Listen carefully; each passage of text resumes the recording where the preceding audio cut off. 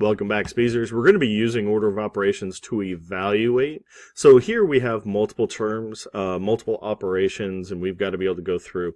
So we got to remember PEMDAS. Please excuse my dear Aunt Sally. The one I actually prefer is GEMDAS, grouping symbols. Here's why. Let's look down at D real quick. You see these bars? They mean two things. It means we're looking for the absolute value, and those bars are also a grouping symbol. The parentheses are also a grouping symbol, but there's lots of different forms of grouping symbols. So I like the word group more than just parentheses, because we don't want to get locked into, oh, I don't have to do parentheses first here because there are no parentheses. You have to do what's inside of a group first. All right, let's look at A real quick. We've got 3 plus 2 times 3 to the 4th. Following our order of operations, we get 3 to the 4th has to be done first. So the first, wrong direction. The first thing we're going to do is we're going to keep the 3, we're going to keep the plus 2, we're going to keep the multiplication, and we're going to change the 3 to the 4th to 81. Then we're going to take the 2 times the 81 to get 162. And finally, we're going to take the 3, add it to the 162 to get 165.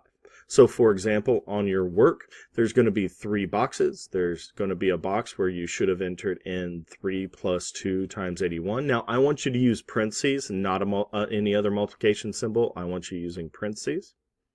And then in the second box below it should have been 3 plus 162. And the last box would be 165. If you got questions over that, make sure you let me know.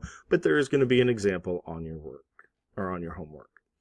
Now, we look at B. The first thing that we got to do are the exponents. In the past, you've probably been taught do one at a time, but here's the nice thing. If they are in the same position, meaning G for groups, E for exponents, MD, so forth. Because exponents here are in the same spot in the order of operations, I can actually do those exponents at the same time. I don't have to do extra work. I can do as much as I need to or can in the same spot. So I take 3 cubed and get 27. I take 8 squared and get 64. I keep the minus sign in between.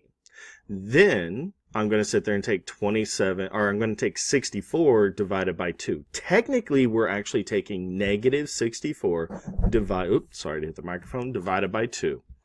And that's because we would divide this into terms, and it would be negative 64 divided by 2. And that gets us a negative 32. Then we have 27 minus 32 being left, and that gets us a negative 5. Here, again, I disagree with the notation. There should not be a multiplication symbol here. It would just be negative 3 sitting right next to a parenthesis, but I didn't write the textbook. So what we have to do is what's inside the group first. What we do first is we're going to take the opposite of 10 squared. Well, that gets us a negative 100.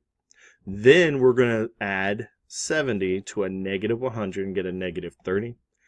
Last, we're taking negative 3 times negative 30, leading us with a positive 90. Remember, we're just following the order of operations. Here we got the absolute value. Remember, this is a group, so we're doing everything inside. So we got to take 2 squared before we do the division. So 2 squared is 4.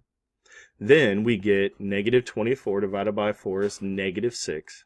And the absolute value of negative 6 is 6.